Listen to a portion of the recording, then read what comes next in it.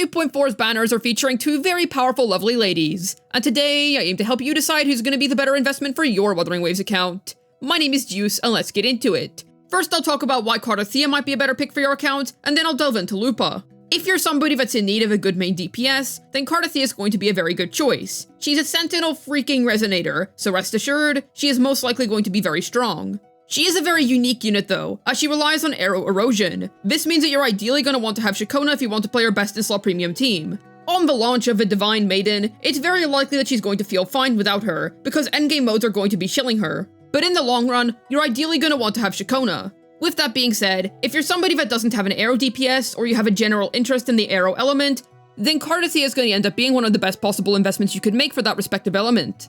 And based on the gameplay that Kuro Games has already shown off, we can infer that her attack's a very good AoE, meaning that she's going to be able to handle many situations. So if your account is struggling in any particular endgame mode, then it's highly likely that this Divine Maiden is going to be able to help you out. Now, should you upgrade to Cartethyia if you already have a qiuyuan? In my opinion, I don't really think that matters. What matters isn't if you already have a qiuyuan, what matters is do you already have 3 good teams. It's fine if you have 2 teams where the main DPS is of the same element. The problem only starts if all 3 of your teams share one. Because that means that if a boss in TOA has very innately high resistance to one particular element, then your entire account gets countered. But as long as you have at least one team that can cover for that, that doesn't really matter all that much. We'll have to wait until her official release to see how she fares against the Dragon General, but I am 99% sure that she's probably going to be stronger. From an objective standpoint, I don't really think you need to upgrade, as qiuyuan is still clearing endgame very comfortably. But I imagine that with the Shakona Arrow Rover team core, she is going to end up being very powerful. It's also worth mentioning that they don't really share teammates. While you can use the Shakona Arrow Rover core of qiuyuan and have it do very well, you can also use Mortefi Shorekeeper or Verena, and it will also do just as well.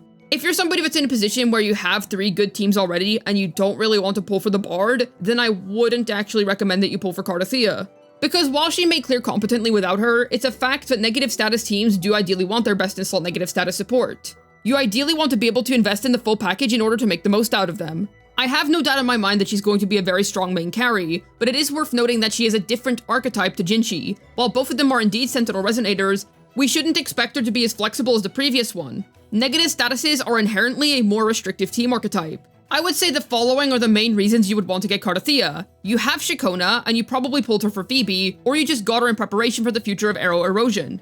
That, along with not already having 3 good teams that are able to tackle endgame content effectively. Or, you're a new player that's willing to grind out these last few days of the Bard's banner in order to get her before Cartethyia releases. I do genuinely advise getting them as a full package, because we can already see what happened with Zani. Yes, her free-to-play friendly team can clear, but she is astronomically better with Phoebe, it's not even close. And alternatives do not make up for the insane spectral frazzle amplification that the Acolyte is able to provide. I see no reason to believe why arrow erosion team cores are going to be any different. At the end of the day, even though she is indeed classed as a Sentinel Resonator, which does mean that she's going to be a slight cut above the rest, she's still ultimately a main carry, and we can see what happened to Jinshi. She's still a very good unit to this day, her damage is still really high, but there are definitely alternatives that can reach her power level now.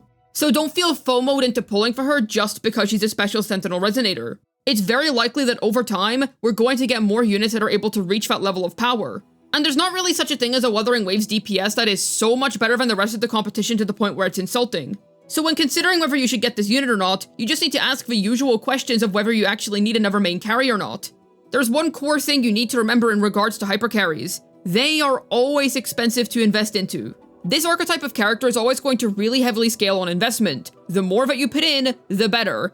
And upgrades tend to be very drastic increases in performance as well. Do I think that she's a strategic investment to make if you don't have Shakona? Honestly, I don't think so. We're gonna have to wait and see when she launches. However, I do think that we can devise a strategy surrounding negative status characters. If you're ever intending to invest in any particular status, you should always be aware that there's going to be some kind of crazy support that's going to release for that respective status, and you need to prioritize getting them. It is excellent that she is our first erosion DPS if that's something that you're interested in, and I do assume that she's going to be very powerful. But I definitely expect her to lose a large chunk of performance without the Bard, and if you already have some good main DPSs on hand, there's no real reason to get her. After all, there's not really any such thing as a bad limited 5-star main DPS in Wuthering Waves as of now. Then we move on to the fearsome Lupa. So this character has quite a lot going for her. Unlike Cartethyia, she's more of a team-wide character. She likes to work in comps. She's not greedy, she likes to buff her entire team. And she's also good if you have skill issue, because she helps you recover if you get interrupted. She's essentially going to serve as a supportive sub-DPS based on the footage that Kuro has officially revealed. There's a large focus on her Resonance Liberation, and considering that she's a fusion unit, this means that Changlei's outro skill is going to be able to buff her excellently, because it provides both Liberation % and Fusion %. This means that Lupa may be the final piece of the fusion puzzle. She may be able to work alongside Brant Wuthering Waves and Changlei in one full cohesive team. This would then fully complete the fusion trio. I also do believe that she's going to be able to work with each individual fusion unit respectively, so if you're a Brant Wuthering Waves main or you prefer Changlei, then you can slap Lupa with either of them, and then stick a typical third slot teammate such as Shorekeeper or Verena on the end. That'll do just fine as well.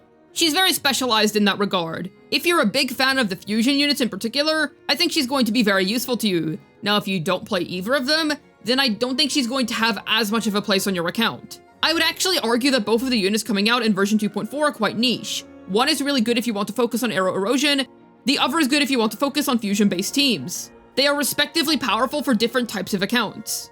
So I would heavily encourage getting her if you're somebody that's interested in fusion teams. She's definitely going to be a large piece of the puzzle there. It also appears that based on the official footage, she's going to have quite a hand in terms of a team's damage output. Meaning that a full Changlei, Brant, and Lupa team is going to be absolute chaos, because there is going to be damage coming out left, right, and center. I can't really comment on her quick swap potential as of now. We're gonna have to wait until she comes out and do some proper testing before we're able to evaluate how good she is in quick swap. When Brant came out, another character that ended up being very good for Changlei, he ended up being able to significantly reduce the gameplay difficulty of that character, a unit who is notoriously difficult to use. So I'm not sure if Lupa's going to be able to offer a more high-tech playstyle of Changlei, or if she's also going to be like Brant in offering a more simple one.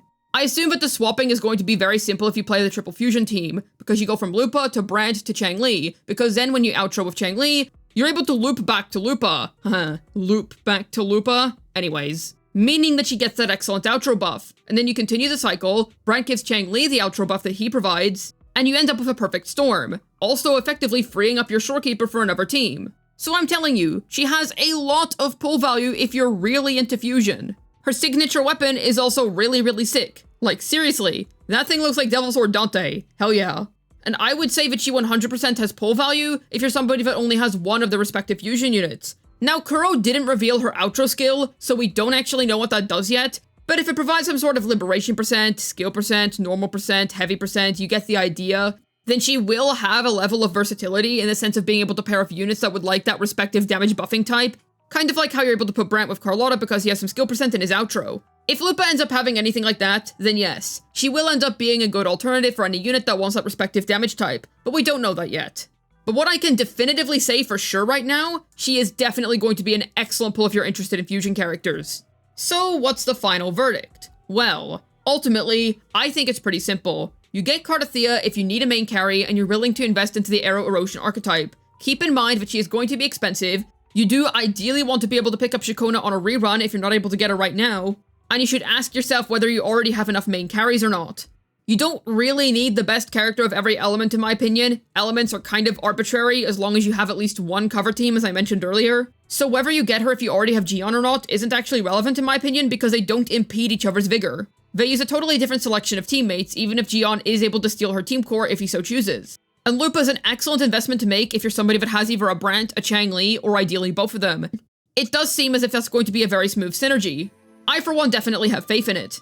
She is a pretty niche pull as of now, but like I said earlier, we don't know her outro skill yet, so whenever we learn what that is, we'll be able to denote whether she truly is just for fusion characters or if you're able to put her in other teams as well. Both characters are honestly fairly niche in my opinion. I don't think that either of them are exactly versatile, as you do want to have specific units in order to make them work at their fullest.